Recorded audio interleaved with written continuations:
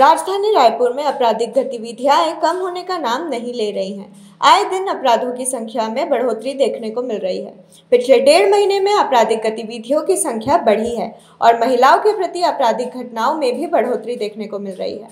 कुछ ही दिन पहले गुड़ियारी थाना क्षेत्र के अंतर्गत गैंगरेप का मामला सामने आया था और अब ताजा मामला टिकरापारा क्षेत्र से आया है, जहां 26 वर्षीय युवती के साथ जबरन घर में घुसकर दुष्कर्म की घटना को अंजाम दिया गया।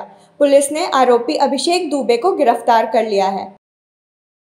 टिकरापारा थाना अंतर्गत आरोपी अभिषेक दुबे उम्र 34 वर्ष निवासी देवपुरी टिकरापारा के विरुद्ध एक प्रार्थिया ने यह रिपोर्ट लिखवाया था, जिसे वर्ष धारा 64 BNS के तहत टिकरापारा अपराध भी दर्ज किया गया है। प्रकरण में आरोपी को गिरफ्तार कर लिया गया है। उसमें आगे की कार्रवाई की जाती है।